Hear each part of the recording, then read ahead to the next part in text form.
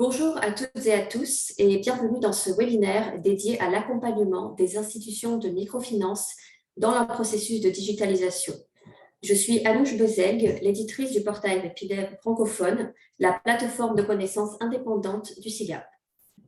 Le visage de l'inclusion financière est en train de changer. Les IMF sont confrontés à la concurrence d'autres acteurs en dehors du secteur financier traditionnel qui offrent un accès rapide, pratique et abordable aux services financiers. Afin de rester pertinentes et de continuer à répondre aux besoins de leurs clients, les IMF doivent s'adapter en se digitalisant. Mais comment mener à bien ce processus de digitalisation de manière à améliorer les prestations et à rendre les services financiers plus adaptés aux besoins des clients? Dans ce webinaire, 3 experts de la finance inclusive partageront leçons et enseignements sur la manière de mener la transformation digitale des IMF de manière stratégique, tout en protégeant les clients et la vocation du secteur. Donc, avant de commencer ce webinaire, quelques rappels techniques. Il s'agit d'une diffusion audio, c'est-à-dire que les microphones des participants resteront muets pendant toute la durée du webinaire, mais vous êtes invités à poser vos questions à tout moment en utilisant le chat. N'oubliez pas de préciser à quel panéliste vous adressez votre question et nous répondrons aux questions à la fin des présentations. Pour être sûr que tout le monde voit votre question, sélectionnez tout le monde dans le menu déroulant lors de l'envoi de la question. Et enfin, l'enregistrement du webinaire sera envoyé par email à tous les participants. Donc, avec nous aujourd'hui, j'ai le plaisir d'accueillir Youssef Mekouar, qui est spécialiste de l'inclusion financière pour IFC, Isabelle Barès, lead de la communauté de pratique sur la digitalisation des IMF du SIGAP, et Guy Rassimazafi, CEO de l'IMF, première agence de microfinance Madagascar. Donc, concernant le déroulé du webinaire, donc, nos 3 intervenants partageront leurs enseignements et expériences sur la digitalisation des IMF, puis nous terminerons ce webinaire par une session de questions et réponses. Donc, je vais maintenant laisser la parole à Youssef Mekouar de IFC. Donc, Youssef, c'est à vous, je vous laisse partager votre écran. Merci Anouche pour l'introduction. Bonjour à toutes et à tous. Ravi d'être parmi vous pour ce webinaire. Donc, je vais commencer par partager mon écran.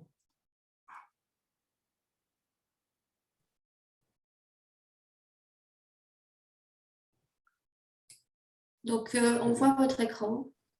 Très bien, parfait. Donc, si vous pouviez le mettre en large. Voilà. Parfait. Parfait, merci. Alors, j'ai une quinzaine de minutes, donc j'ai essayé d'être assez concis. Ma présentation va être axée sur 3 chapitres. Premièrement, parler un petit peu de la tendance de la numérisation et de la digitalisation de manière générale. Et après, je ferai un zoom sur la digitalisation de la microfinance, quels sont les enjeux, les bénéfices et les challenges pour la digitalisation de l'institution microfinance. Et enfin, partager avec vous quelques bonnes pratiques pour mener à bien, surtout d'un point de vue stratégique, cette transformation digitale. Alors, si vous voulez, ici, c'est juste pour vous donner un aperçu qu'on va de plus en plus vers une économie numérique dans le monde entier et notamment en Afrique. Et selon une étude menée par la SFI et Google, on estime que le numérique pourrait atteindre 180 milliards de dollars en Afrique d'ici 2025, soit 5,2% du PIB du continent. Et d'ici 2050, la contribution pourrait atteindre même 712 milliards. Donc, ça vous montre vraiment qu'on est dans un trend très, très dynamique et très agressif de la digitalisation de l'économie. Et au contraire, comme on peut se penser, le Covid n'a fait qu'augmenter cette tendance. À titre indicatif, si on voit la pénétration du mobile money, ça a connu une dynamique importante en 2021 dans le continent africain. Donc, à titre d'exemple, par exemple, là, on a plus 17% de comptes enregistrés, plus 12% en termes de comptes actifs, plus 23% en termes de volume et plus 39% en termes de montant des transactions. Donc, ça vous montre aussi qu'on y est déjà, et surtout au niveau du continent africain.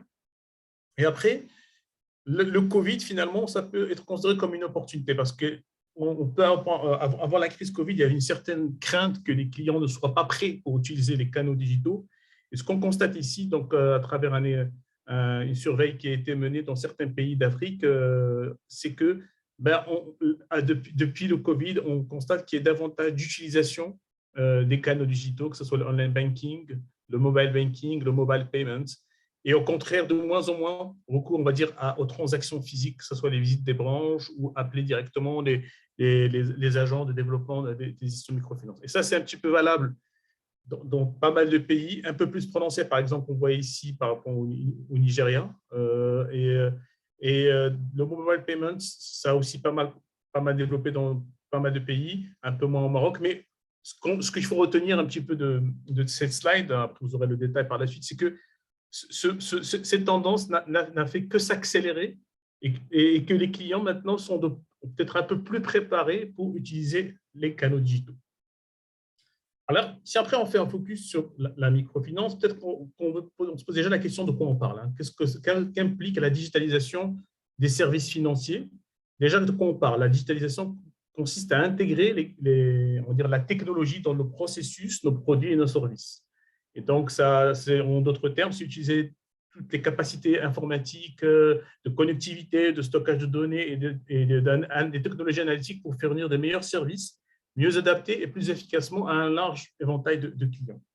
Donc là, c'est on va dire, un aperçu de ces types de services, le mobile banking, la vérification d'identité, le paiement électronique. Le périmètre est assez vaste. Après, si on fait un zoom, qu'est-ce qu'apporte la digitalisation des services financiers pour l'inclusion financière?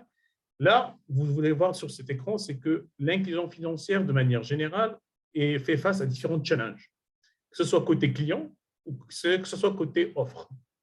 Alors, côté client, la contrainte, c'est qu'on a déjà une contrainte géographique. On n'a pas toujours à proximité une branche d'une institution financière.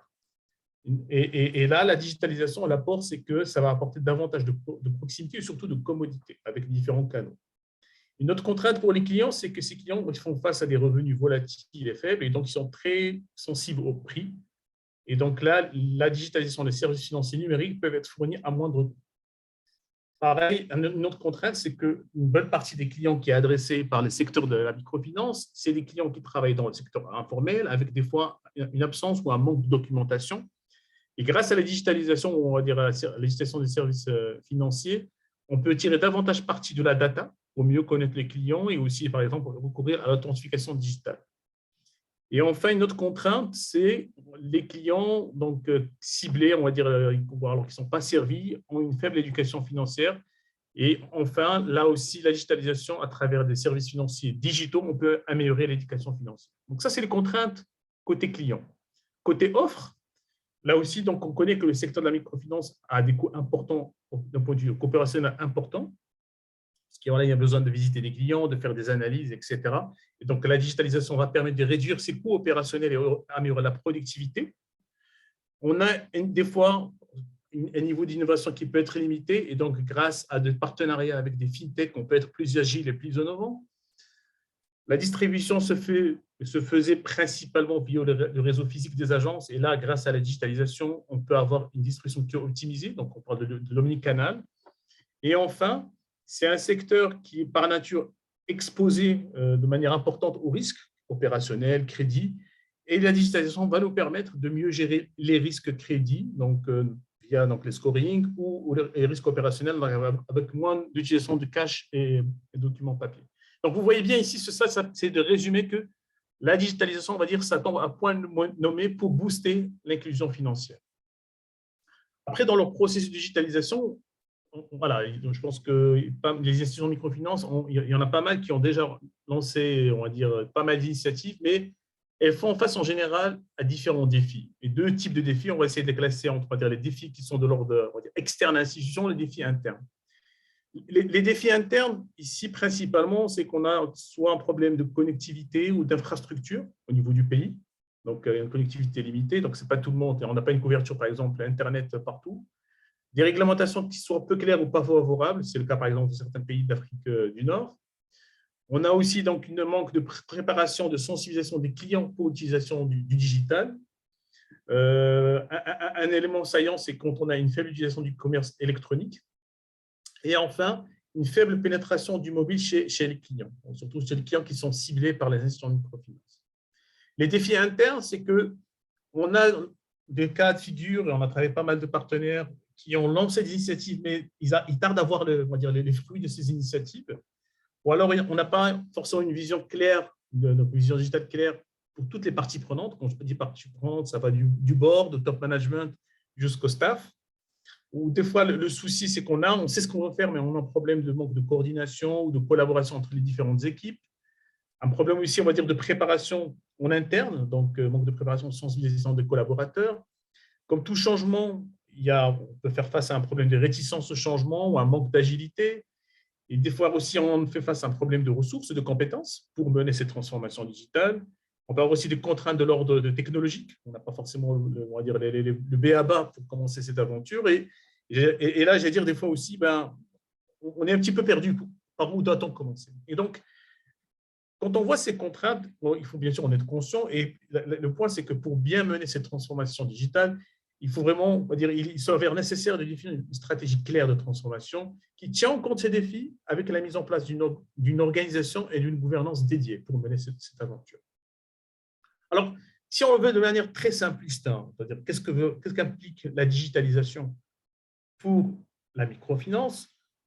C'est assez réducteur, mais pour moi, nous, au niveau de la SFI, avec nos partenaires, on le voit sur 4 leviers. Premièrement, on a moins besoin de présence physique de nos clients. Donc, les clients peuvent accéder et s'authentifier, réaliser leurs transactions à distance, moins de documents, voire 0 document, surtout quand on a une réglementation de KYC qui est favorable. Aller vers le zéro cash, donc en utilisant les canaux digitaux, et surtout réduire les délais d'accès aux produits financiers. Donc, cela basé donc, notamment sur l'analyse des données, sur le système d'aide au ciblage des clients. Et tout ça, ça va permettre aux clients d'accéder à ces produits financiers personnalisés et sans délai. Alors, ça, on va dire, ça c'est le but ultime. Alors, pour y arriver, l'institution se doit, j'allais dire, de définir un petit peu quelles sont ses priorités, quelles sont ses attentes de cette digitalisation. Et chaque institution est différente, chaque marché est différent, et les attentes et les ambitions stratégiques de la digitalisation peuvent différer d'une institution à une autre. Grosso modo, il y a 4 axes stratégiques, ou attentes stratégiques. On attend de la digitalisation une amélioration de l'expérience client, et là, on s'adresse principalement à nos clients existants, et donc ou alors des clients qu'on veut cibler qui sont plus sensibles au service, donc permettre un accès à distance, une commodité et sécurité des transactions, des services financiers plus innovants, une opportunité aussi de construire un historique financier. Soit on attend de la digitalisation davantage de croissance, donc d'adresser de nouveaux segments, donc l'opportunité d'étendre la base de clients et aussi d'offrir des services financiers à de nouveaux segments de marché. On parle notamment par exemple des jeunes ou de porteurs de projets. Et enfin, l'opportunité de faire des ventes croisées et de partenariats. Soit on a une attente plus prononcée pour la renforcement de la gestion de risque, parce qu'avec davantage de données et d'automatisation, on va être en mesure de mieux gérer les risques, et notamment pour gérer le recouvrement. Et comme on sait, plus les transactions sont numériques, plus le taux d'erreur et le coût des travaux additionnels sera moindre. Et enfin, une autre priorité serait éventuellement, on attend de la digitalisation, on va dire davantage d'efficience, une réduction du coût, que ce soit par rapport au coût de production, au coût de production ou de distribution, une efficacité des back-office et aussi une réduction de financement, notamment si on est en mesure de collecter l'épargne. Bien sûr, il n'y a pas de frontière entre ces 3 attentes, mais c'est important de fixer un petit peu le cap de ce qu'on attend de ces transformations digitales. Et aussi, comme j'ai dit, il n'y a pas un chemin unique pour toutes les institutions. D'ailleurs, en général, on distingue 3 scénarios majeurs pour se digitaliser. Bon, soit on peut opter pour créer une filiale full digital.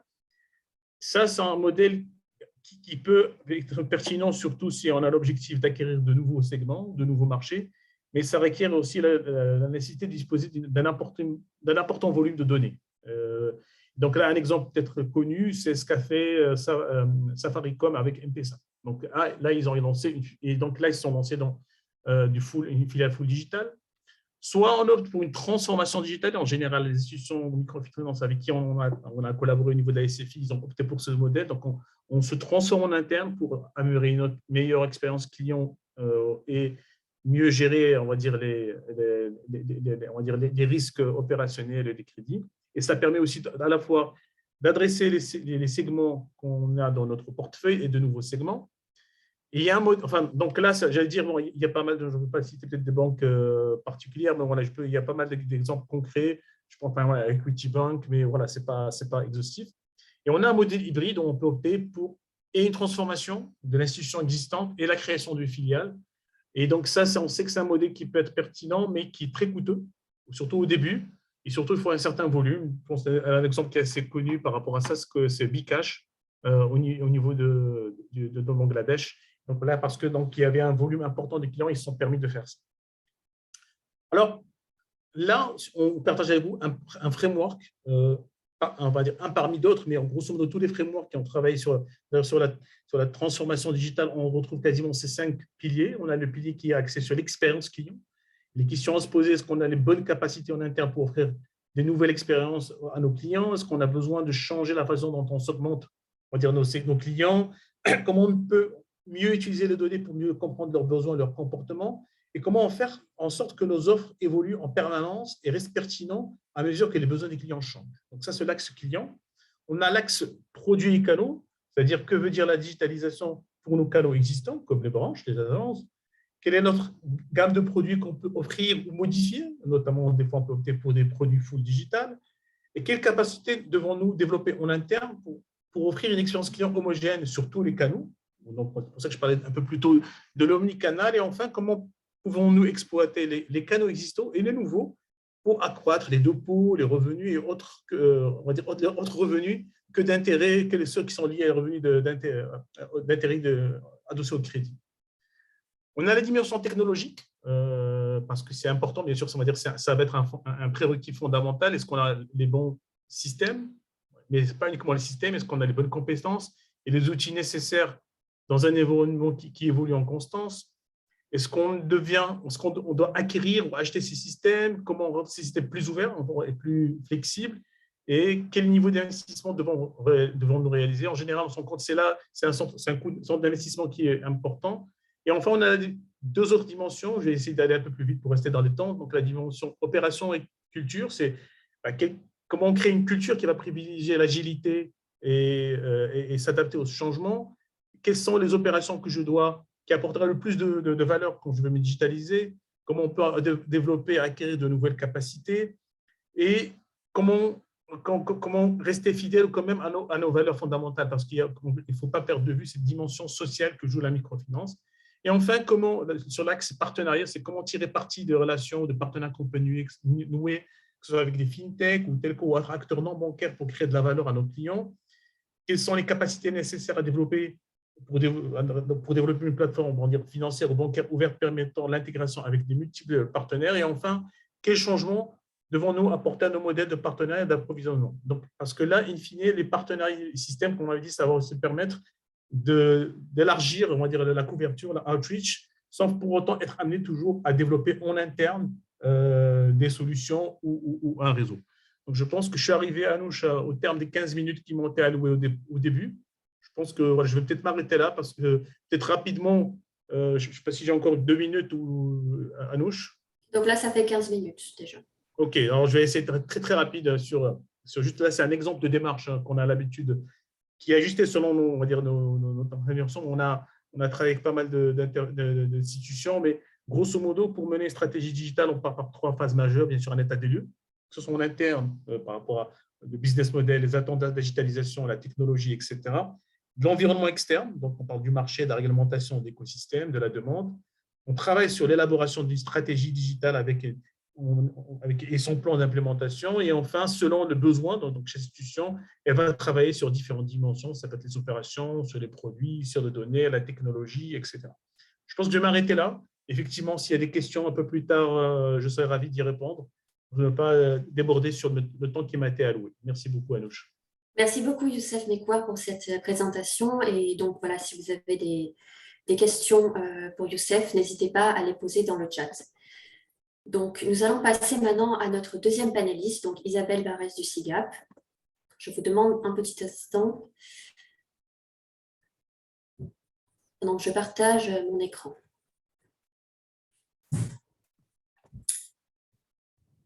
Voilà. Donc, normalement, vous devriez avoir mon écran. Isabelle, on vous écoute.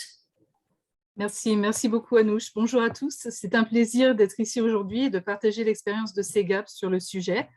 Merci Youssef pour l'aperçu détaillé aussi des tendances, des défis et des opportunités qui sont liés à la digitalisation des IMF. Alors, ce qu'on observe, nous, à CEGAP, effectivement, c'est que la microfinance est un modèle efficace pour un octroi de services financiers de proximité aux populations à faible revenu, mais qu'en termes de digitalisation, l'observation est que le secteur de microfinance fait face à des défis importants. Donc, je ne vais pas repasser par tous les défis. Je pense que Youssef a fait un très bon aperçu, mais juste pour en nommer deux principalement. Des défis d'échelle, comme comment atteindre le plus grand nombre de clients ayant besoin de services financiers de manière efficace et durable, et aussi des défis liés à l'innovation, comment adapter les processus et l'offre de produits à un environnement de plus en plus en ligne. Donc, dans mon intervention, je vais particulièrement focaliser sur les leçons principales d'une étude récente de CEGAP concernant la digitalisation des IMF et le travail en cours pour répliquer le succès observé. J'espère que ça commencera à répondre à la question qui a été posée par Youssef de par où commencer. C'est la même diapo, Anouche, merci. Donc, l'étude, je vais principalement... tu peux revenir à la diapo d'avant, excuse-moi. Donc, l'étude dont je vais parler principalement s'intitule « Digitalisation en microfinance ». Elle a été faite l'année dernière et publiée en octobre, donc en octobre 2021. Elle est disponible en anglais sur le site de CEGAP et sera peut-être traduite dans le futur.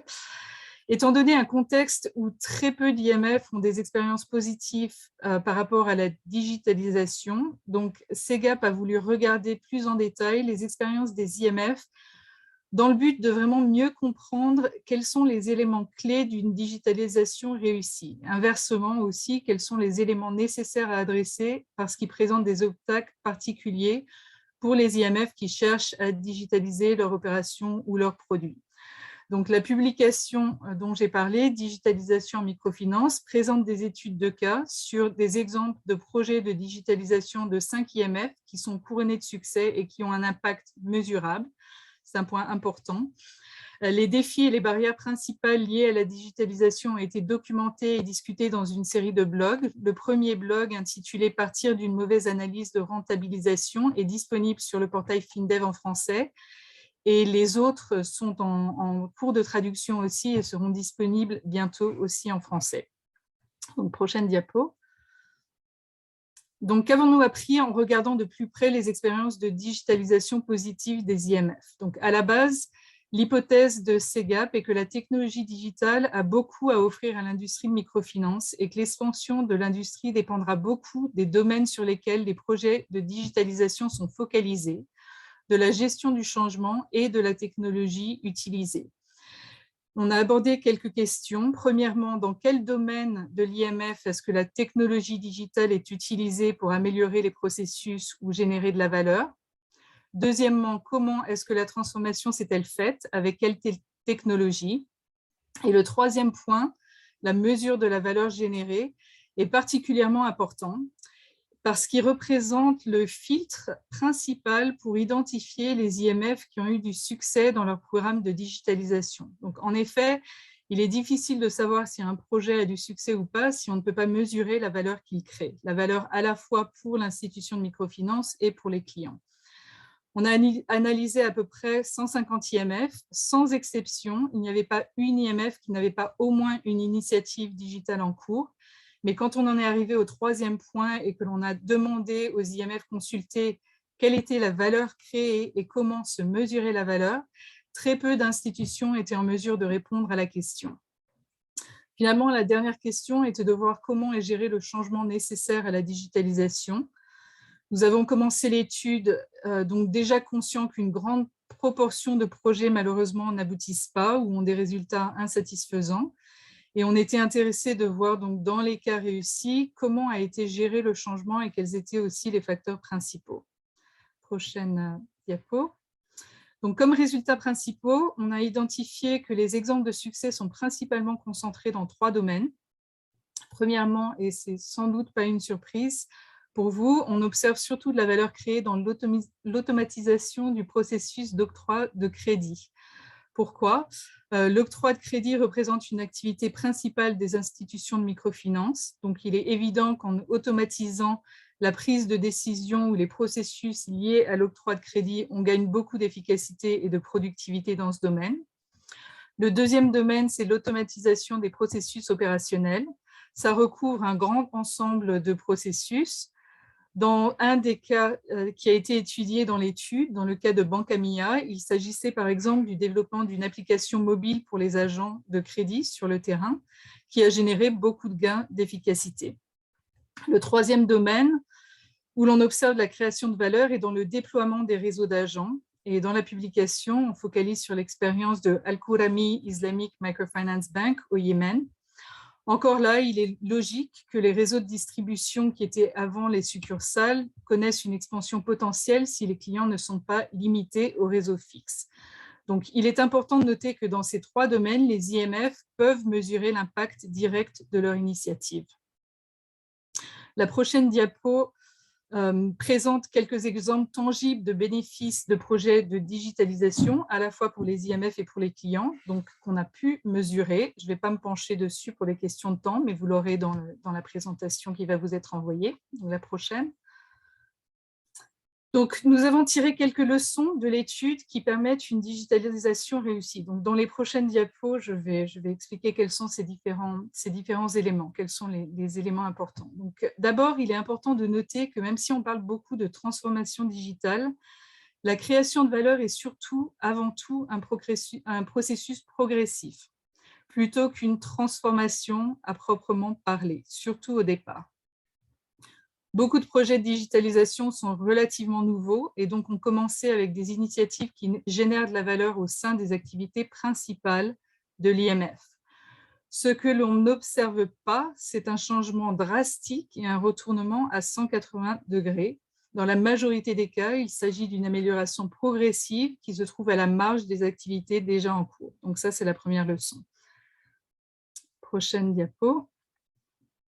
Donc, à la question de quelle technologie est utilisée, un résultat très pertinent que pratiquement sans exception, les initiatives couronnées de succès démontrent, c'est l'utilisation d'une technologie très, très simple qui a été utilisée pour prouver le concept.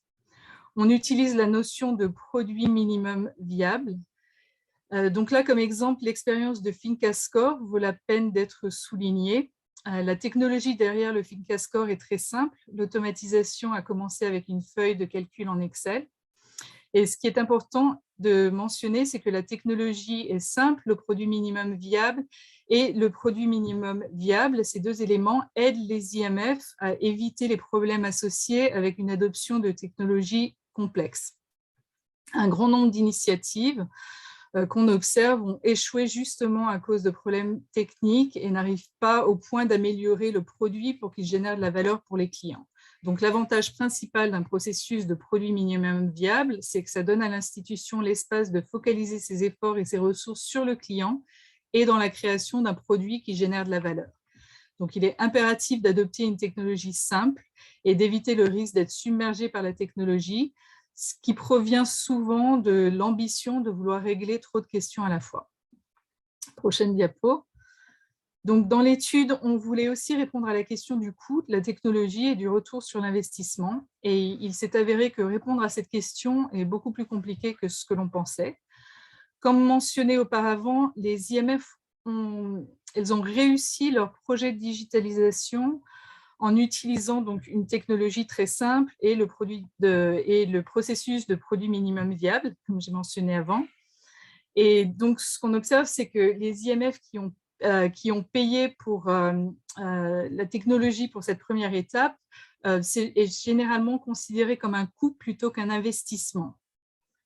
Mais certains investissements en technologie sont significatifs et affectent toute l'institution. Et donc, ce qu'on observe, c'est qu'il est difficile de calculer dans ces cas-là, avec précision, quel est l'investissement qui est nécessaire pour une intervention spécifique. Donc, par exemple, quand une institution met à jour son système de core banking.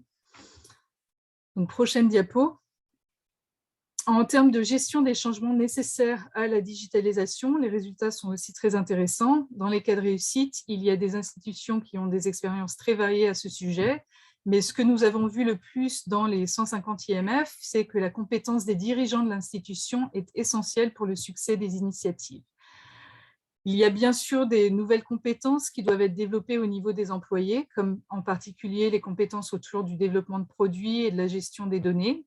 Mais le changement qui est requis au sein de l'institution est tellement significatif qu'il dépend beaucoup de la capacité des dirigeants à gérer ce changement et nécessite une mise à jour des compétences à tous les niveaux de l'institution. C'est un thème très complexe, on ne va pas l'approfondir ici, mais je voudrais juste signaler que nous avons vu un nombre significatif d'IMF qui, avant de finalement arriver à un succès, ont remplacé jusqu'à 30% ou même parfois plus de leurs dirigeants et dans certains cas aussi jusqu'à 30% de leurs actionnaires. Prochaine diapo. Donc, comme je l'ai dit au début, mesurer la valeur est un point très important, je dirais même le point le plus important pour commencer. Ça permet tout d'abord d'identifier les objectifs clairs pour les initiatives et aussi d'avoir un outil qui permet d'augmenter la capacité et l'agilité des IMF de faire les changements, qu'ils soient petits ou grands, qui vont être nécessaires au cours de la mise en œuvre du projet de digitalisation. Un des résultats les plus significatifs de l'étude qui a été faite est sans doute de voir le faible nombre d'institutions qui ont développé la capacité de mesurer la valeur, et en particulier la valeur pour les clients. Donc, cela nous a mené à une seconde phase du travail de SEGAP dans laquelle nous sommes en ce moment. Mais prochaine diapo. Donc, cette diapo est juste pour résumer, avant de parler brièvement du travail du suivi actuel que mène SEGAP, voilà les 6 principes clés à retenir pour une digitalisation réussie. Prochaine diapo. Voilà, donc je vais finir avec une brève explication de la prochaine étape de cette étude. Donc, on a été très impressionnés avec les résultats et convaincus du fait que la technologie a beaucoup à offrir aux IMF. Et ce que SEGAP peut faire maintenant pour l'industrie, c'est une preuve de concept, une démonstration de la faisabilité, on va dire. SEGAP a commencé un projet avec 2 domaines d'intervention, mesurer la valeur qui est générée par les initiatives de digitalisation et aussi automatiser la prise de décision pour le renouvellement des crédits. Je répète, mais ces 2 domaines font partie des résultats principaux de l'étude, que les institutions vont avoir plus de succès et plus rapidement si elles se concentrent dans le domaine qui génère le plus de valeur, donc comme par exemple qui correspond au processus de crédit pour de nombreuses institutions, et aussi si elles ont la capacité de mesurer cette valeur. C'est pour ça qu'on a choisi ces 2 domaines d'intervention. On a reçu plus de 115 réponses d'IMF désirant participer au projet et les 6 IMF sélectionnés sont indiqués donc sur la diapo ici, et nous aurons le plaisir d'entendre Guy de PAMF parler de l'expérience de PAMF juste après ma présentation. Le projet actuel donc, consiste d'abord en un pilote qui vise à répliquer les solutions autour de la mesure de la valeur et de l'automatisation des renouvellements de crédit. Donc les diapos suivantes, Anouche. Donc, on n'a pas le temps de rentrer dans les détails des 2 diapos suivantes aujourd'hui, mais c'était juste pour illustrer le processus itératif de la digitalisation dans ces 2 domaines qui ont été choisis par SEGAP. Donc, par exemple, pour le projet de mesure de valeur, il s'agit de développer des tableaux de bord en plusieurs sprints, en commençant avec des tableaux de bord très simples et en faisant un retour ou vraiment un processus itératif avec l'institution pour les développer comme ça rapidement, plutôt que de tout préparer en amont. Et la prochaine diapo, donc pour l'automatisation, donc SEGAP a retenu la compagnie Rubix pour soutenir les IMF qui font partie du projet d'automatisation des décisions de l'octroi de crédit. Et donc, pour l'automatisation, le processus est plus long. On compte 3 mois à peu près pour développer les tableaux de bord. Et pour l'automatisation du processus de renouvellement de crédit, on compte à peu près 12 mois. Et le projet donc, pilotera un produit minimum viable qui sera ajusté avant d'être déployé en production. Donc, encore dans un processus très itératif. Prochaine diapo. En plus des pilotes, le projet consiste aussi en une communauté de pratique qui permet aux IMF de s'entraider et de partager leurs expériences. Donc, la communauté de pratique vise à accélérer le processus de réplication en identifiant notamment les éléments qui sont nécessaires pour des institutions qui opèrent dans des contextes variés. Les organisations qui soutiennent les IMF dans leur processus de digitalisation, comme les bailleurs ou les réseaux, contribueront à augmenter et à contextualiser les leçons générales, qui sont générées par les IMF qui participent dans la communauté de pratique. Prochaine diapo. Donc, en bref, nous anticipons. Donc, on a lancé la communauté de pratique en mars avec la première cohorte qui regroupe les institutions qui participent dans les pilotes. On anticipe encore 1 ou 2 cohortes pour la communauté de pratique. La communauté de pratique se terminera mi-2023, donc il n'y a pas beaucoup de temps. Nous partagerons d'ici là donc, les leçons avec l'industrie à travers différents modes de communication, tels des webinaires ou des blogs. Nous vous encourageons à souscrire au bulletin d'information de CEGAP pour rester informés. Je pense qu'Anouche va mettre le lien dans le chat si vous n'êtes pas déjà inscrit. Ça va être la manière principale pour nous pour communiquer.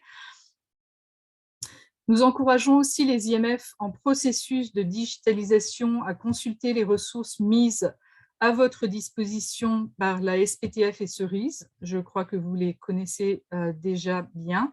En particulier, les normes de gestion qui sont liées à la finance digitale, qui sont en cours de développement et très pertinentes à la digitalisation des IMF. Et en deuxième lieu, le fonds de RIF SSA, qui est la facilité pour la finance inclusive responsable axée sur l'Afrique subsaharienne et qui permet de cofinancer des activités liées aux projets digitaux. Donc, pour résumer, prochaine diapo. Donc, l'industrie de microfinance fait face à des défis importants, mais aussi à des grandes opportunités, particulièrement en utilisant la technologie pour l'automatisation des crédits ou les processus opérationnels, ou aussi pour le renforcement des réseaux d'agents. Une digitalisation réussie, comme on l'a vu, comprend plusieurs éléments, dont la capacité de mesurer la valeur générée et l'adoption d'un processus progressif et itératif. Finalement, les capacités requises pour pivoter vers un modèle digital demandent le soutien des dirigeants et touchent toute l'organisation. Nous espérons que ce travail permettra de démontrer où et comment les IMF peuvent créer, et non seulement créer, mais aussi mesurer la valeur de vos initiatives de digitalisation et aideront à orienter les IMF qui sont au début de leur parcours de digitalisation. Donc, je vous remercie et reste à votre disposition pour toute question ou précision. Merci. Merci beaucoup Isabelle pour cette présentation et donc comme précisé précédemment, si vous avez des questions pour Isabelle, n'hésitez pas à les poser directement dans le chat. Donc nous passons maintenant à notre troisième panéliste, donc Guy Ratimbazafi de l'IMF, première agence de microfinance Madagascar, qui va faire un retour d'expérience sur la stratégie de digitalisation de cette IMF. Donc Guy, c'est à vous, on vous écoute. Merci Anouche. Merci Isabelle par rapport à cette brillante présentation qui a montré les différentes études récentes du CEGAP ainsi que les résultats des différentes études. Merci également d'avoir partagé les projets en cours qui sont très, très intéressants. Le projet concernant les measurements et le renouvellement automatique des prêts. PMF est ravi d'être parmi les institutions de microfinance sélectionnées et qui participent activement dans le cadre de ces 2 projets.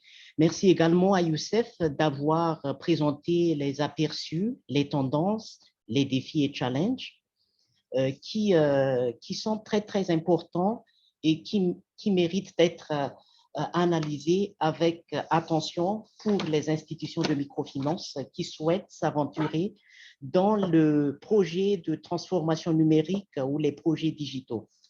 Maintenant, je parle au nom de la première agence de microfinance par rapport à sa transformation digitale et numérique qui a débuté depuis 2018.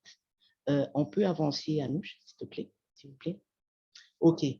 Première agence de microfinance est une agence de l'Aga Khan Development Network. C'est une institution de microfinance de crédit et dépôt. Actuellement, l'IPMF a à son actif 400 000 clients alors qu'il y a 5 ans, la PMF n'avait que 10 000 clients à peu près. Actuellement, on a ces agences et 400 employés, dont 50% sont des femmes. Nous sommes à Madagascar, comme vous voyez dans la présentation. Madagascar a à peu près 28 500 000 habitants, 587 000 km². Il y a 12 banques, 15 institutions de microfinance, 400 agences bancaires environ, avec 740 agences et caisses de microfinance. Il y a 4 émetteurs de monnaie électronique à Madagascar, 3 opérateurs mobiles et 4 opérateurs Internet. Si on parle de la pénétration mobile, elle a été estimée autour de 50% avec un taux d'équipement en smartphone inférieur à 10%. Le taux d'utilisation d'Internet est inférieur à 20% sur la base des détenteurs SIM. La couverture 3G est estimée à 70%, dont 4G est autour de 35%. Madagascar est encore parmi le pays où le taux de bancarisation est estimé autour de 12%, dont environ 6 à 7% en milieu rural. À droite, vous voyez, comme Youssef a dit, qu'il y a encore beaucoup de travail à faire en termes d'éducation financière. Il y a encore beaucoup de secteurs, beaucoup d'agents économiques dans le secteur informel. Il y a aussi une dépendance de l'économie à l'égard de l'agriculture. L'inflation est autour de 5,7. Tout ça, en fait, devrait être pris en compte dans l'approche de digitalisation et la conception, l'élaboration des produits pour que l'inclusion financière soit d'actualité. Comme tous les autres pays, Madagascar a été impacté par le Covid, parce que le pays a connu une récession de l'ordre de 4,2 en 2020, mais la prévision de croissance en 2022 est quand même rassurant, avec un taux de croissance de plus de 5,4% pour cette année 2022. On peut avancer, Anouche, s'il vous plaît? S'il vous plaît, OK. Si on parle du projet de transformation digitale et numérique de la première agence de microfinance, comme j'ai évoqué tout à l'heure, on a débuté le processus en 2018. La décision a été prise au niveau du groupe et du conseil d'administration. Donc, la stratégie et le digital roadmap s'articulent autour de 6 points très, très précis. Le premier point, comme Youssef a déjà présenté tout à l'heure, c'est les canaux de distribution alternatifs que je vais développer tout à l'heure. Le deuxième pilier de la stratégie digitale, c'est la digitalisation et automatisation du processus opération. Isabelle l'a évoqué tout à l'heure, l'utilisation des tablettes, etc. Ça rentre bien sûr dans ce deuxième bloc du pilier du digital roadmap. Le troisième bloc concerne les produits digitaux. On a lancé depuis 2018 des prêts nano-prêts 24-24, 7-7, disponibles 360 jours en partenariat avec un opérateur mobile. Il s'agit des nano-prêts, par exemple. Par rapport à tout ça, parce qu'on target déjà le mass market, il faut que les outils d'analyse, les outils, les tableaux de bord soient bien en place pour bien mesurer et prendre à temps toutes les mesures nécessaires dans le cadre du pilotage de tous ces nouveaux canaux digitaux, toutes les activités automatisées ainsi que les produits digitaux.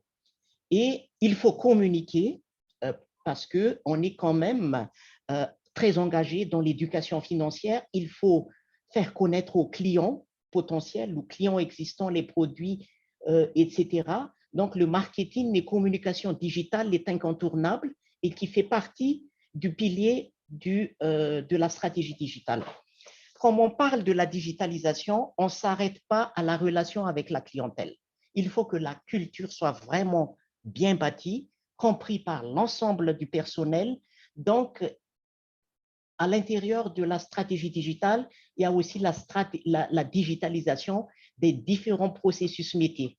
Je prends à titre d'exemple, au niveau de la ressource humaine, il y a le plateforme e-learning, il y a la gestion de compétences, la gestion d'évaluation en mode workflow. Au niveau logistique, il y a des potentiels, il y a la possibilité de digitaliser les métiers en lien avec la logistique, la finance, la gestion des archives, la gestion des rendez-vous, et il y en a encore qui est tout à fait possible d'être digitalisé. Tout ça va former un ensemble qu'on devrait prendre en compte dans la culture d'ensemble de l'institution. C'est ce qu'on est en train de faire. Les outils, les moyens et les concepts. Si on revient aux expériences il y a 15 ans, seule la partie verte, c'est-à-dire le core banking system, existait. Le core banking system existait pour certaines institutions de microfinance, mais tous les autres, on parle actuellement de la technologie, on parle actuellement de la data warehouse, on parle, comme mes collègues de tout à l'heure ont dit, les partenaires en fintech, le data scoring, les partenaires opérateurs mobiles. On a beaucoup parlé maintenant de data analytics. Les réseaux sociaux sont devenus incontournables pour communiquer, pour partager les différentes valeurs du produit à offrir à nos clients. L'e-commerce, on sait très bien que c'est vraiment en plein développement. Les différentes offres des diverses applications, il y a beaucoup de développeurs, des sociétés qui offrent, informatiques qui offrent des applications qui sont tout à fait interfaçables avec le système et qui peuvent vraiment rentrer dans le processus de digitalisation d'une institution de microfinance. On parle beaucoup actuellement de l'intelligence artificielle, mais il ne faut pas sous-estimer la partie sécurité informatique, la data protection et l'authentification du système. Tout ça ne peut pas être réalisé sans prendre en considération la dimension du staff, le capital humain, parce que la gestion du changement, la mise en place d'une nouvelle culture est fondamentale pour faire réussir la transformation numérique. Donc, ces 6 piliers de la stratégie digitale, je vais essayer de parler par rapport aux points importants. Et puis après, je vais surtout partager nos expériences qui pourraient être utiles pour vous en tant qu'acteurs de la digitalisation et de la finance inclusive. On peut avancer, Anouche, s'il vous plaît. Donc, le premier point concerne la digitalisation des canaux. Donc, si vous regardez, les canaux traditionnels, ça reste au niveau agence bancaire, agent de crédit. Mais actuellement, comme Youssef a dit, comme Isabelle l'a dit, il y a beaucoup de possibilités, il y a beaucoup de canaux alternatifs qu'on pourrait utiliser pour garder contact avec les clients au lieu de se contenter avec les agences bancaires et les agents de crédit. Mais pour pouvoir avancer par rapport à la mise en place des nouveaux canaux de distribution alternatifs, il faut mener une étude parce qu'on ne peut pas mettre d'un seul coup tous ces canaux alternatifs. Il faut que l'approche Human-Centered Design soit vraiment considérée. Il faut une petite étude de marché par rapport aux clients existants, par rapport au taux d'équipement de ces différents outils, l'accessibilité, la facilité d'accès de ces différents outils par nos clients.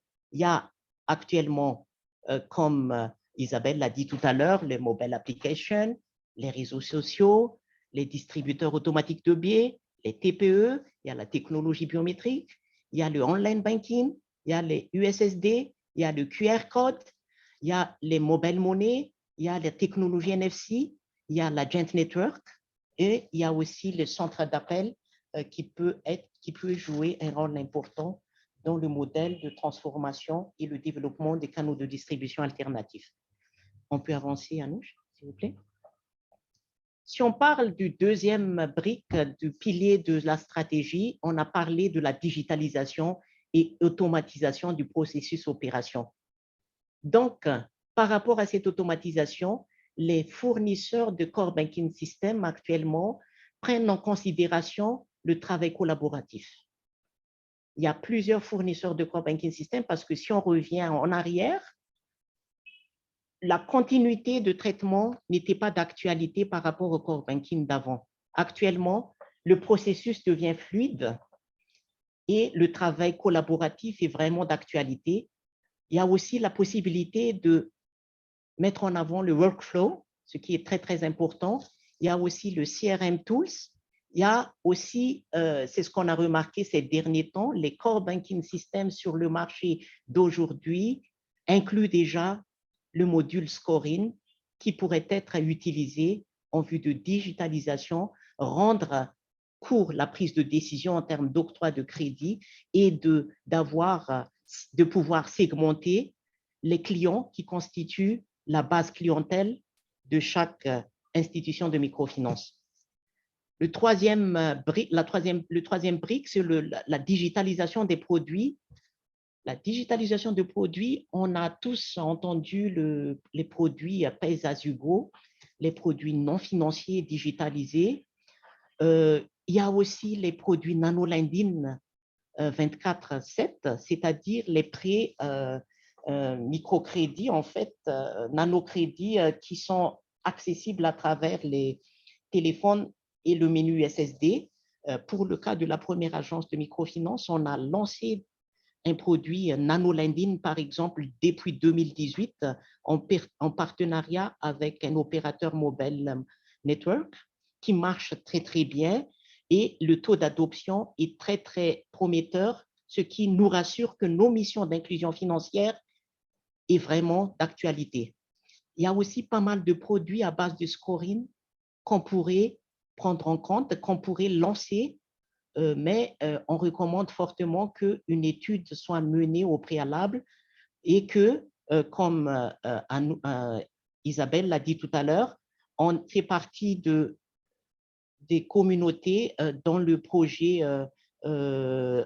assisté par SEGAP, c'est le Loan Automation, renouvellement automatique des prêts, qui rentre et qui fait partie intégrante d'un produit digital à base de scoring.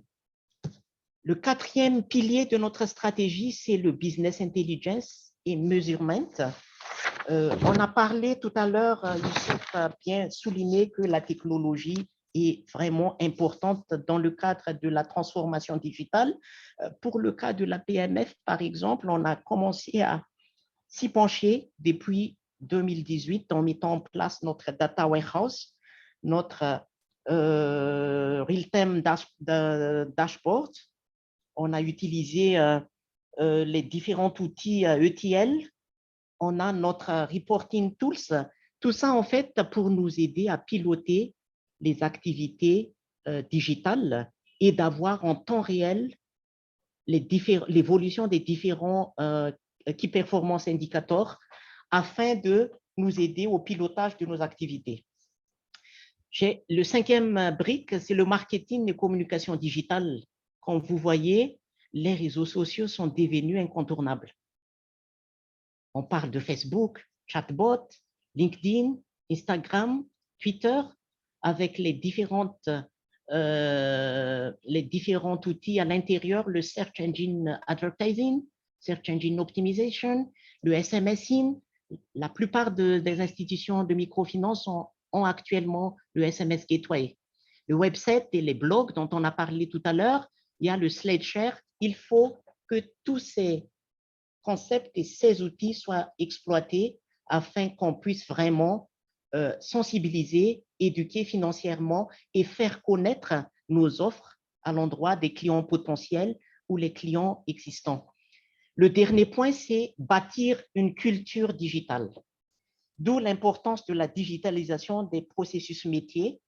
Par exemple, au niveau de la ressource humaine, il y a la gestion d'évaluation à digitaliser, la gestion des congés, la gestion des compétences, il y a la plateforme e-learning au niveau logistique, il est tout à fait possible de mener un système de workflow, pour tout ce qui est demande d'achat, validation d'achat, etc.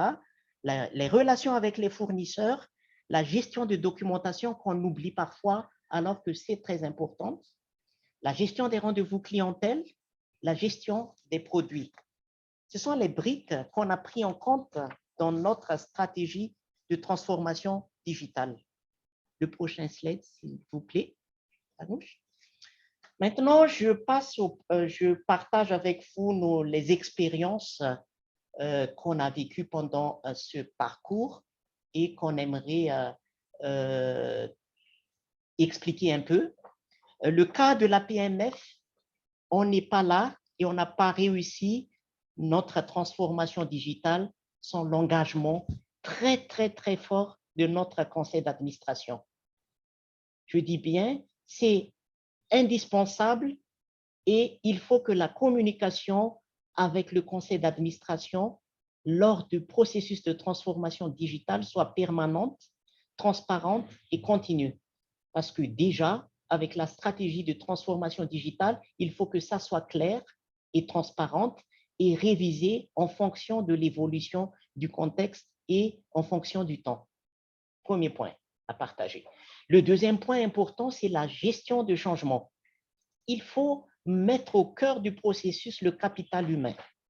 Il ne faut pas économiser en termes de budget de formation. Il faut que la communication interne, la culture transformation digitale soit tout le temps communiquée à l'endroit des employés. Il faut que les changements soient menés avec transparence, avec un objectif clair à partager avec les clients, avec les employés. Et il faut qu'ils comprennent que la transformation digitale, la digitalisation, soit un processus qu'on pourrait plus faire marche arrière et que c'est la tendance de toutes les institutions de microfinance à la date d'aujourd'hui. On a évoqué tout à l'heure l'arrivée des nouveaux métiers, nouvelles compétences.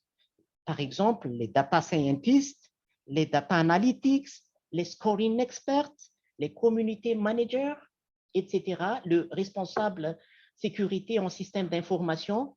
Il faut qu'on explique à l'ensemble des employés que ces nouvelles compétences sont importantes et utiles et qu'il faut qu'ils soient acceptés à l'intérieur de l'organisation et que la résistance au changement ne soit plus d'actualité. Il faut que tout le monde ait une vision digitale. Le choix du core banking system. Pardon, Guy, excusez-moi. Vous avez un petit peu dépassé le temps. Ce serait possible de terminer rapidement cette slide, comme ça on a un peu de temps pour le Q&A. Merci beaucoup. D'accord, merci, c'est noté, Anouche. Donc, le choix du core banking system, il faut que ça soit flexible, modulable et avec interface API pour pouvoir bien mener les projets de partenariat. La décision de choix technologique est très importante. Donner une importance à la gestion des exploitations des données parce que la prise de décision d'octroi peut dépendre maintenant en grande partie des données stockées dans les data warehouses. Les ressources financières requises pour les investissements, la sécurité informatique, il faut toujours avoir ce réflexe parce que ça peut coûter très, très cher. Le real-time outil de measurement, là, on a bénéficié de l'appui du CEGAP, comme j'ai dit tout à l'heure. Le capacity building, recours aux assistances techniques des experts si besoin. Là aussi, on partage avec vous qu'on a conclu un accord d'assistance technique avec l'International Finance Corporation, IFC, qui nous a beaucoup aidé et c'est grâce à eux qu'on est là. Toute la partie réglementation, la protection de données, le renforcement de dispositifs de contrôle, risk management et la formation. Il faut faire attention à la précipitation. Il faut que la gestion des changements et la mutation culturelle soient menées avec prudence et couronnées de réussite. L'omission de la dimension de risque et sécurité à éviter. Il faut que les stratégies soient cohérentes. Ne pas sous-estimer, s'il vous plaît, la complexité technologique et son adoption. Et, comme on a dit tout à l'heure, l'évolution des comportements des clients, l'évolution du marché, les expériences clients. Il ne faut pas mettre à côté parce que les clients sont rois et on est là pour servir et créer de la valeur pour nos clients. Et comme on a dit tout à l'heure, l'évolution de l'organisation interne. Merci beaucoup. Donc, merci. Désolé pour le petit dépassement à tous. Et je passe la parole à vous, Anouche. Merci. Merci beaucoup, Guy, pour votre présentation et merci à nos 3 panélistes pour ce partage d'expérience. Donc, nous allons maintenant passer à la session de questions et réponses. Donc, j'ai une première question pour Youssef Mekouar. La réduction des coûts et des gains de productivité ne donne pas lieu à une baisse de prix, intérêt pour les clients. Que doit être fait pour atteindre cet objectif primaire qui est de réduire les taux d'intérêt trop élevés? Merci pour cette question. En fait, j'allais dire, moi, ce que je dis en général, la digitalisation, elle est là pour servir les ambitions stratégiques d'une institution de microfinance. Et on l'a vu, par contre, là, c'est des cas concrets avec des institutions avec qui on travaille, c'est que pas mal de transformations, notamment la transformation digitale, leur a permis d'améliorer bien sûr, d'automatiser leur processus et d'améliorer du coup leur efficience, leur productivité, meilleure gestion du risque, donc le coût du risque il est réduit, et du coup, in fine, de dégager davantage de rentabilité. Et ces institutions, dont certains, enfin, je pense que j'ai vu quelques-unes sont présentes ici, ils ont pris la décision que chaque année, de réduire par exemple à 1% le taux d'intérêt pour les clients finaux. Donc, j'ai dit, après, ça c'est une décision du board. La digitalisation est là pour servir, adresser les besoins du board. Et donc, si on le fait de manière, j'allais dire, bien structurée, stratégique, et on a les résultats escomptés, la réduction du coût du taux, c'est une décision du board et surtout également de la concurrence. C'est-à-dire, si on a un concurrent là aussi qui sont digitalisés, qui arrivent à offrir une meilleure expérience client et donc offrir des taux plus intéressants, le marché de lui-même va se réguler et avoir une réduction du taux. La difficulté, c'est quand on a un marché qui est très peu compétitif et que les bénéfices qu'on peut tirer de cette digitalisation ne restent qu'au niveau de l'institution et des actionnaires. Donc là, ma réponse, c'est de dire c'est une décision stratégique et la digitalisation, elle est là pour permettre de réduire ce taux, elle est là pour adresser ce besoin. Je ne sais pas si j'ai répondu à cette question. Merci beaucoup, Youssef. J'ai maintenant une question pour Isabelle. Donc, comment capturer la valeur, c'est-à-dire le retour sur investissement, lorsqu'on crée de la valeur avec la digitalisation?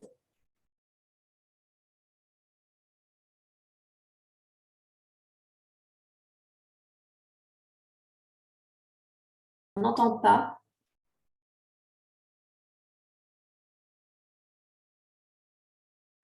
Est-ce que tu m'entends? C'est bon, on t'entend. Oui? C'est bon. D'accord. Désolée, un moment, désolée. Il y a un écho.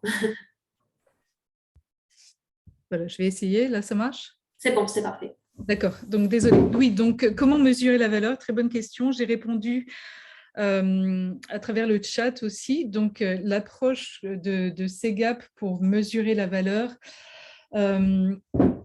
dans cette étude en particulier, c'est de regarder en fait les changements de comportement des clients. Donc souvent, ce qu'on note, c'est que les IMF, pour mesurer la valeur, regardent quand il y a des données qui sont capturées, c'est souvent le nombre de crédits, le nombre d'agents de crédit, l'information en termes de volume. Mais ce qu'on pense est très significatif et important à mesurer pour essayer d'avoir un proxy en fait pour la valeur pour les clients, c'est le changement de comportement. Donc c'est là-dessus qu'on se penche dans les tableaux de bord qu'on est en train de mettre en place et dans les projets pilotes et qu'on va continuer aussi à faire évoluer dans la communauté de pratique. Merci Isabelle. J'ai une question pour Guy. Le cadre réglementaire vous a-t-il été favorable lors de votre digitalisation? Merci. Effectivement, la Banque centrale de Madagascar a fait beaucoup d'efforts sous l'impulsion de l'État malgache, bien sûr, pour évoluer la loi bancaire et la loi des microfinances, qui a connu beaucoup d'aménagements, qui a pris en compte la dimension transformation numérique et la digitalisation. Ce qui fait que cette loi a au contraire inciter tous les acteurs des institutions de microfinance à adopter et avancer dans le processus de digitalisation et d'offrir sur le marché les produits digitaux. Merci Guy. Une question pour Youssef. Quelle solution pour les petites IMF à faibles ressources financières pour se digitaliser? Bon, ça, c'est la question à 1 million, je vais dire, et il faut avoir l'occasion d'intervenir dans certains marchés. Enfin, je ne vais pas nommer les pays, mais tous. Mais par exemple, on a travaillé, par exemple, on a lancé un programme on va dire, de mesures post-Covid dans certains pays d'Afrique subsaharienne, notamment au Mali. Et effectivement, c'est une contrainte qu'on avait dans pas mal d'institutions. C'est-à-dire dire, OK, nous, on souhaite se digitaliser, mais on n'a pas forcément les moyens financiers. Enfin, moi j'allais dire, je n'ai pas de réponse, on va dire, générale pour les institutions, mais je pense qu'il y a pas mal peut-être de leviers à investir. Mais peut-être le premier mot d'ordre aussi, je dirais, c'est qu'il ne faut pas voir ces coûts, enfin, comme des coûts, mais plutôt comme des investissements. C'est-à-dire, c'est un investissement qui peut s'avérer peut-être coûteux au départ, mais le retour sur investissement au bout de 3 ans, il est très palpable. Hein. Je pense qu'on en a parlé tout à l'heure avec Isabelle. Et donc, ça, c'est le premier point. Donc, il faut avoir une approche plutôt investissement que coût. Deuxièmement, c'est voir aussi comment je peux éventuellement louer. Je donne un exemple à titre indicatif. Si j'ai besoin, par exemple, de m'équiper d'un core banking system et que ça va m'être très coûteux, je peux éventuellement m'associer avec d'autres structures de la même taille pour avoir une solution partagée. Ça peut être, et donc, ça, c'est une manière aussi de réduire les coûts. Et dernièrement, encore une fois, il faut être un petit peu, j'allais dire, réaliste. On ne peut pas tout développer en interne. Et le recours au partenariat, c'est avéré une solution qui a été adoptée par pas mal d'institutions, même de plus grande taille, parce qu'ils ont dit, OK, si je dois développer les choses moi-même, ça va me coûter beaucoup plus cher. Je peux m'associer avec d'autres partenaires qui vont me permettre aussi de réduire mes coûts. Donc ça veut dire, c'est une approche, j'allais dire, qui peut être un petit peu applicable selon les pays. Et après, donc, comme j'ai dit, donc là, c'est des investissements et donc voir si avec le board, on peut avoir des levées de fonds. Dans certains cas, on peut éventuellement avoir des aides et des subventions. Mais j'allais dire, il n'y a pas de solution miracle pour toutes les institutions. Ça dépend d'un marché et chaque marché de chaque institution. Merci beaucoup, Youssef. Donc, j'ai une question pour Isabelle. Quels sont les prérequis pour déployer Finascore pour le scoring et quels sont les principes du scoring implémentés avec Finascore? D'accord. Donc là, je vois qu'il y a quelqu'un aussi de Finca dans l'audience, donc il pourrait aussi peut-être répondre aussi. Mais les prérequis, je pense que ça part vraiment du principe de la simplicité de la technologie. Donc, comme j'ai mentionné, le programme de Finca Score a commencé et est toujours basé sur un fichier Excel. Donc là, j'ai mis encore aussi un peu plus de détails dans le chat, mais la manière dont ça marche, c'est que les succursales téléchargent chacune les données de leur core banking system sur un entrepôt de données qui est basé sur le cloud tous les mois. Et donc, le headquarters, le bureau principal de Finca, donc tous les mois, récupère ces données, crée le score, un score individuel pour chaque client et retélécharge en fait donc tous les scores dans un fichier encore Excel, mais qui est accessible sur le cloud et donc qui peut être disponible à toutes les succursales. Donc, c'est comme en tant que prérequis, je pense que c'est vraiment basé sur ce système sur ce concept de produit minimum viable et technologie très simple. Je ne sais pas comment ça va continuer à évoluer, mais je pense qu'en tout cas, la décision de Finca était de faire ce développement en interne plutôt que de... Ça, c'est une question qui est souvent posée aussi pour quand est-ce qu'on devrait choisir de faire un déploiement en interne plutôt que de travailler avec des parties externes. Et dans le cas de Finca, donc, ils ont décidé de le faire en interne aussi pour avoir plus de contrôle sur les variables qui sont utilisées dans leur scoring et voilà, pour pouvoir continuer à gérer ça pour toutes les organisations affiliées aussi. Donc, je pense que dans un contexte comme Finca Impact, où il y a beaucoup d'organisations qui sont affiliées aussi, ça fait plus de sens que pour une institution individuelle. Il y a plus de détails qui sont disponibles dans l'étude aussi, donc je vous conseille d'aller voir là aussi. Merci Isabelle. J'ai maintenant une question pour Guy. Quels sont les types de risques que vous avez rencontrés lors du processus de digitalisation de PAMF?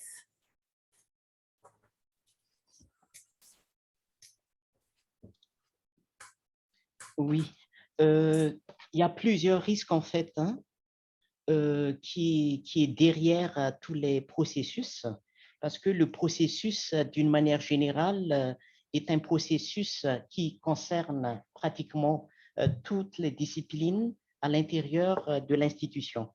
Je commence tout d'abord par le risque lié à la ressource humaine. Est-ce que les compétences requises sont disponibles?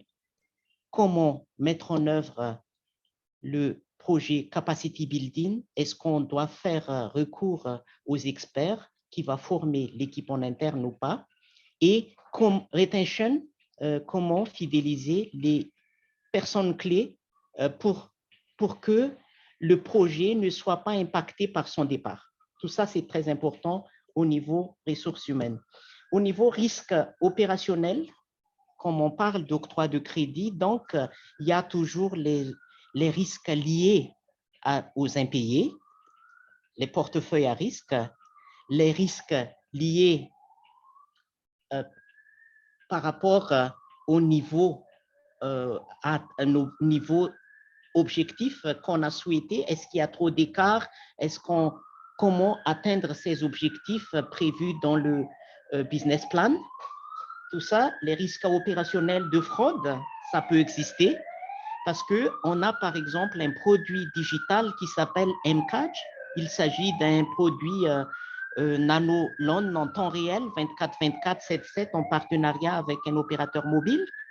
Comme dans les opérateurs mobiles, en fait, le secteur opérateur mobile, il y a des fraudeurs, c'est-à-dire qu'ils essaient de comprendre comment faire augmenter au fil du temps le montant de crédit à obtenir et ils cherchent à tout prix à transacter pour pouvoir soutirer de bénéfices par rapport à ce genre d'avantages indirects. Et quand ils auront le maximum de montant, il se peut qu'ils jettent leur SIM. Ce sont des risques opérationnels qu'il faut gérer et pour mitiger à cela, il faut mettre un système de script anti-fraude à l'intérieur du scoring au préalable même à la demande de prêt pour pouvoir mitiger ce genre de risque. Il y a aussi le risque lié à la liquidité si on parle de trésorerie parce que, comme vous avez vu, on est parti de 10 000 clients vers 400 000 clients.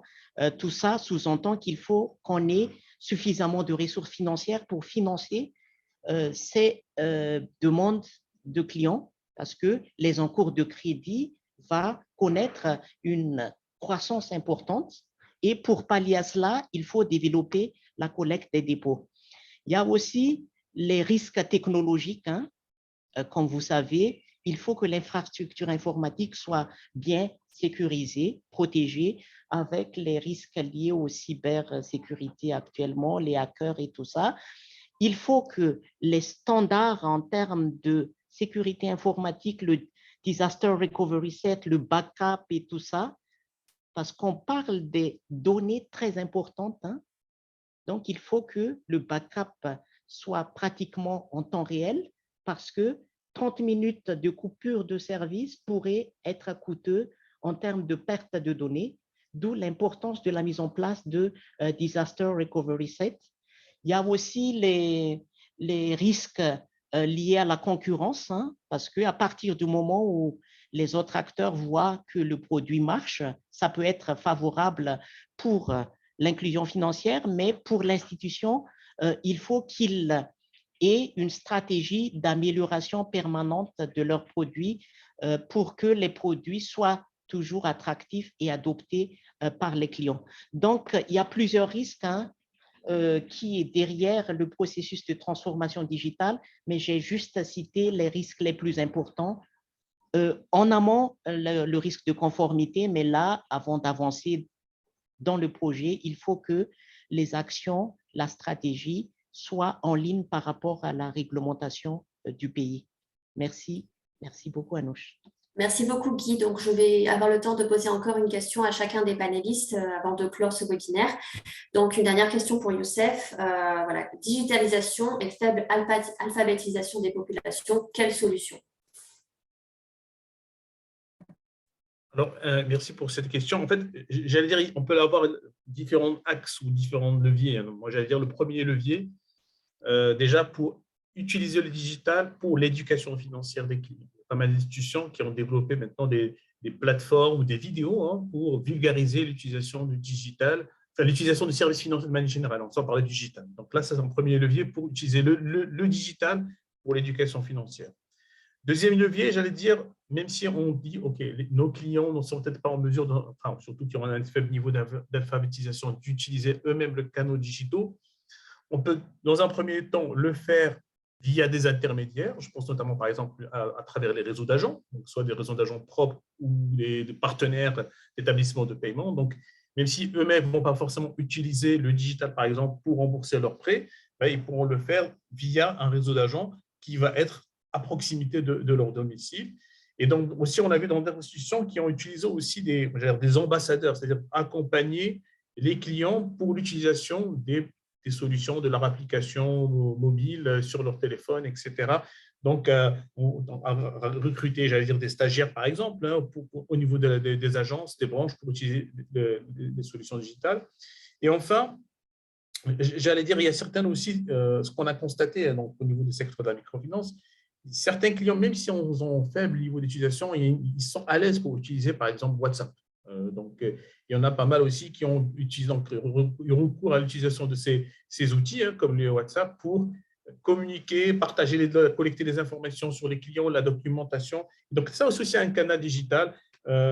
Et aussi, par exemple, musiciens qui ont pour l'authentification, on va dire digitale, la signature via l'authentification digitale, ça peut aussi être un levier pour contrecarrer, j'allais dire, le faible niveau d'alphabétisation. Donc là encore, je n'ai pas de solution applicable à partager avec, applicable pour peut-être chaque institution, mais ce que je crois effectivement, au contraire, l'alphabétisation peut être, le faible niveau d'alphabétisation peut être adressé grâce au digital d'une meilleure manière, surtout pour ramener le niveau d'éducation financière.